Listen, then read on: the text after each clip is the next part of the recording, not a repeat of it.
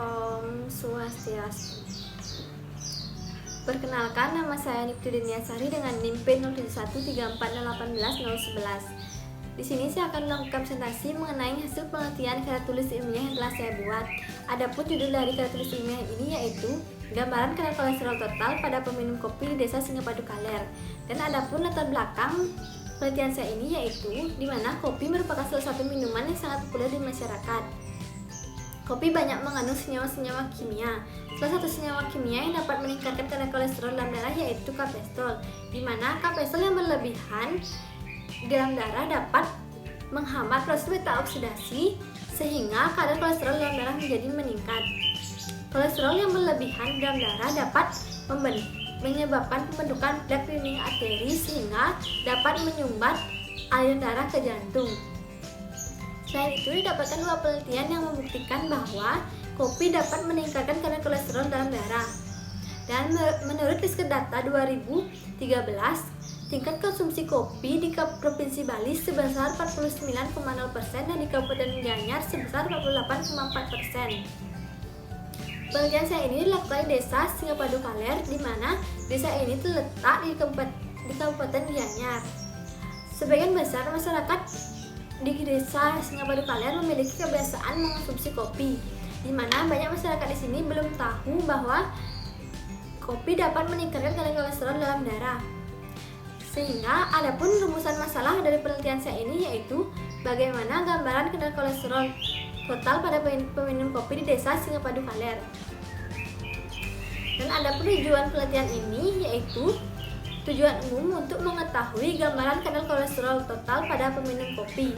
Kemudian tujuan khusus untuk mengetahui karakteristik peminum kopi meliputi usia, jenis kelamin, indeks massa tubuh, aktivitas fisik, dan banyaknya konsumsi kopi. Dan untuk mengukur kadar kolesterol total pada peminum kopi dan juga untuk mendeskripsikan kadar kolesterol total pada peminum kopi berdasarkan karakteristik seperti usia, jenis kelamin, indeks massa tubuh, aktivitas fisik, dan banyaknya konsumsi kopi. Dan adapun manfaat penelitian ini yaitu manfaat teoritisnya dapat memberikan pengetahuan kepada masyarakat khususnya peminum kopi dan dapat digunakan sebagai data penyuluhan awal tentang kadar kolesterol total pada peminum kopi. Dan manfaat praktis dapat digunakan oleh masyarakat khususnya peminum kopi agar rutin melakukan pemeriksaan kadar kolesterol total dan dapat mengurangi konsumsi kopi secara berlebihan. Adapun tinjauan pustaka dari penelitian saya ini yaitu kopi yang terdiri dari pengertian kopi, taksonomi kopi, jenis kopi, dan dampak positif dan negatif kopi.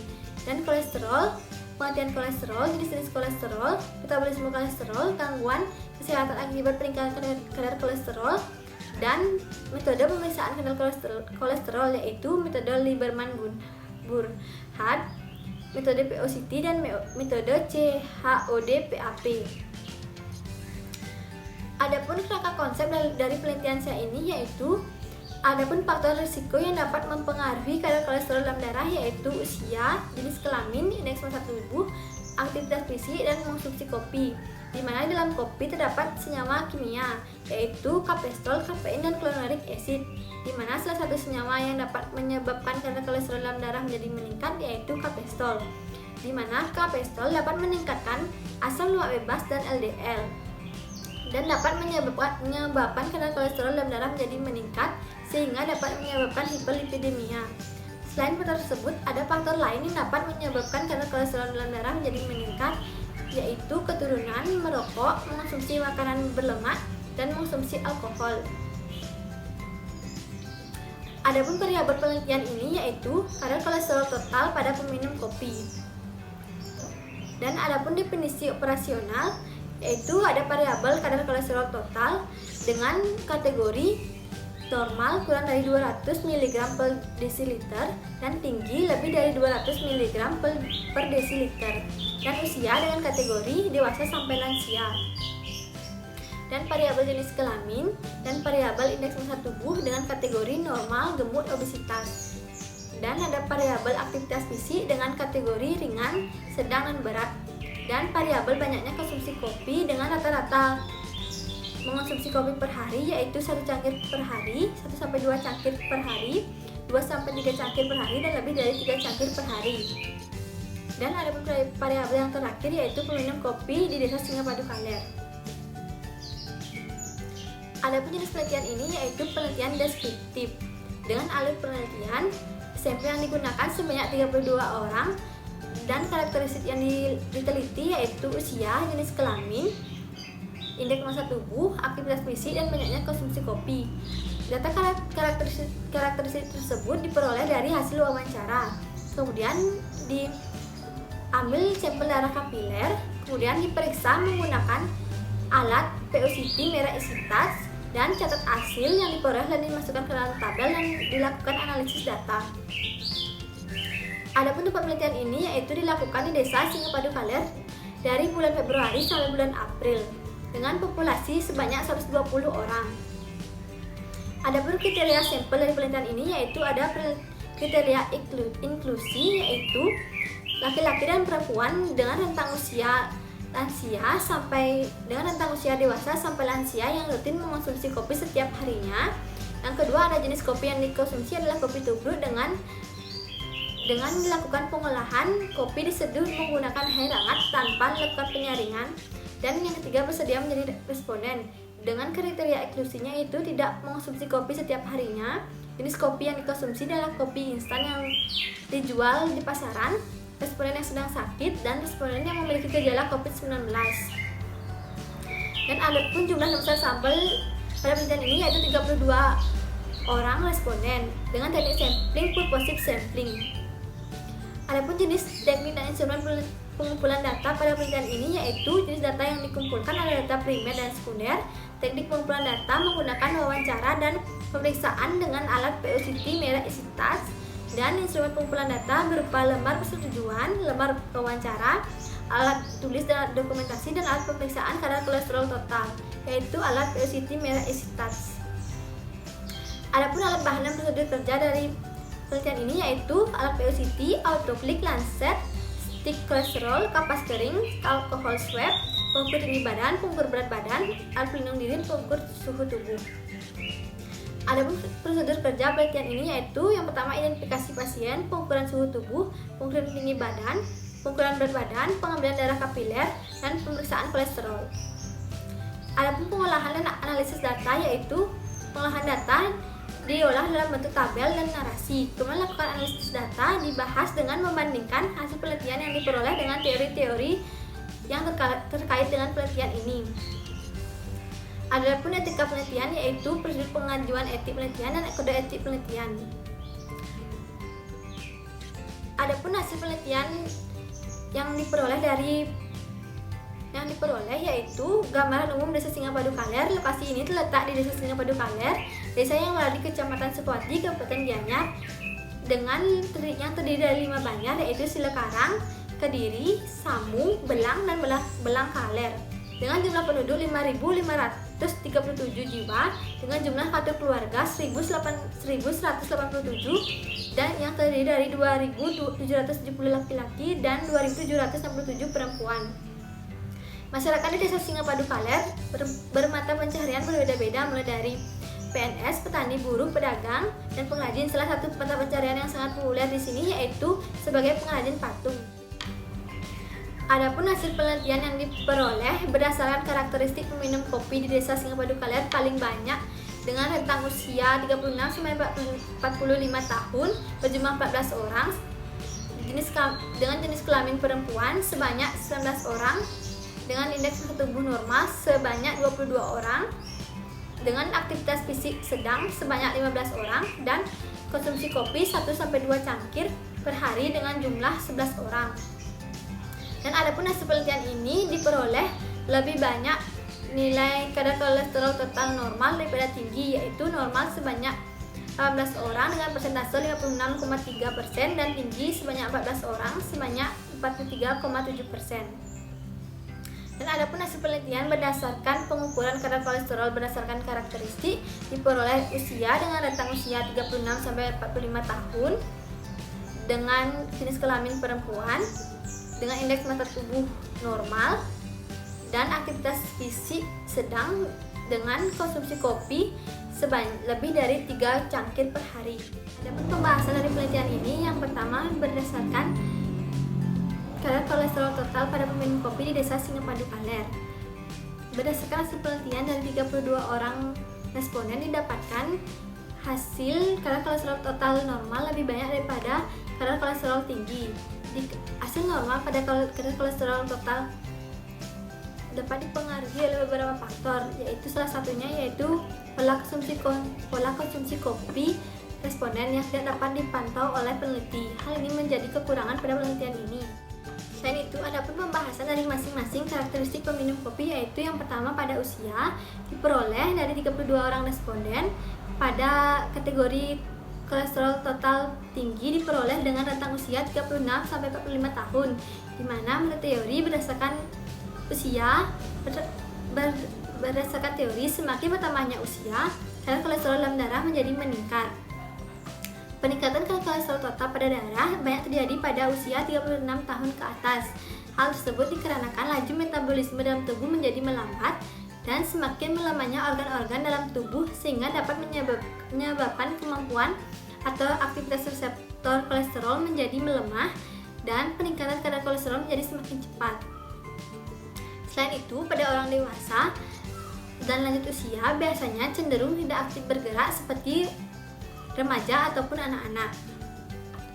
Dan yang kedua, berdasarkan jenis kelamin, dari 32 orang responden paling banyak diperoleh kadar kolesterol tinggi dengan jenis kelamin perempuan.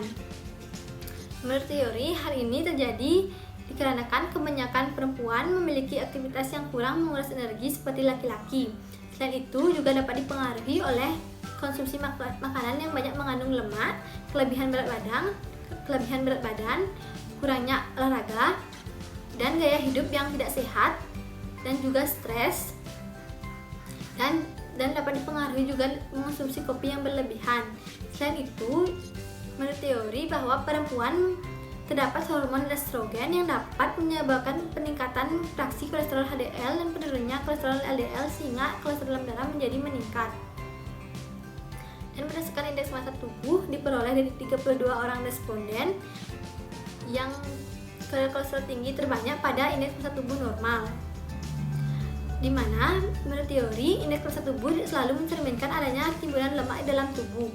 Untuk menilai timbunan lemak dalam tubuh dapat digunakan pengukuran rasio lingkar pinggang dan pinggul dan lingkar pinggang. Selain itu, penderita obesitas tidak selalu memiliki kadar kolesterol yang tinggi. Kadar kolesterol tinggi dapat dipengaruhi oleh makanan yang banyak mengandung lemak, dan selain itu kurangnya olahraga yang dapat menyebabkan kadar kolesterol menjadi tinggi. Olahraga yang secara teratur dapat menurunkan berat badan dan mengurangi endapan kolesterol di dalam pembuluh darah. Dan berdasarkan aktivitas fisik, dari 32 orang responden didapatkan paling kadar kolesterol total tinggi pada peminum kopi yang beraktivitas fisik sedang dan ringan, di mana penelitian ini sejalan dengan teori bahwa ketika melakukan aktivitas fisik, tubuh akan melakukan pembentukan energi yang berupa adenosin trifosfat atau ATP dari makanan yang dikonsumsi, sehingga makanan yang dikonsumsi tidak banyak dibentuk menjadi kolesterol. Akibatnya, kadar kolesterol dalam darah menjadi menurun. Selain itu, seseorang dengan aktivitas yang berat dapat membantu menurunkan kadar kolesterol. Aktivitas tubuh memberikan pengaruh yang baik pada profil lipid plasma. Dan pada kadar kolesterol total pada banyaknya konsumsi kopi diperoleh pada peminum kopi yang mengkonsumsi kopi lebih dari 3 cangkir per hari. Yaitu penelitian ini sejalan dengan teori di mana jika mengkonsumsi kopi yang berlebihan akan menyebabkan lebih banyak kandungan kapestol yang masuk ke dalam tubuh, sehingga menyebabkan fungsi kapestol dalam menghambat proses beta oksidasi dalam tubuh akan terus berlangsung, sehingga kadar kolesterol dalam darah menjadi meningkat. Dan adapun kelemahan dari penelitian ini, yang pertama, pada penelitian ini tidak memperhatikan pola konsumsi kopi gaya hidup dan jenis makanan yang dikonsumsi oleh responden yang diteliti. Jenis makanan merupakan salah satu faktor penting yang menentukan kadar kolesterol dalam darah. Yang kedua, tidak adanya data riwayat keluarga yang menghubungkan peningkatan kadar kolesterol total dalam darah dan faktor genetik atau keturunan. Dan adapun kesimpulan dari penelitian ini yaitu karakteristik peminum kopi dalam penelitian ini berdasarkan jenis kategori usia paling banyak pada rentang usia 36 sampai 45 tahun dengan persentase 43,8%, dengan jenis kelamin perempuan dengan persentase 59,4%, dengan indeks massa tubuh normal dengan persentase 68,8%, dengan aktivitas fisik sedang dengan persentase 46,9%, dan mengonsumsi kopi paling banyak 1-2 cangkir per hari sebanyak 34,4%. Dan kadar kolesterol total pada peminum kopi yang normal didapatkan sebanyak 18 orang dengan persentase 56,3% dan tinggi sebanyak 14 orang dengan persentase 43,7%. Kadar kolesterol tinggi paling banyak ditemukan berdasarkan karakteristik dengan rentang usia 36 sampai 45 tahun, dengan jenis kelamin perempuan, dengan indeks massa tubuh normal, beraktivitas fisik sedang, dan mengonsumsi kopi lebih dari 3 cangkir per hari.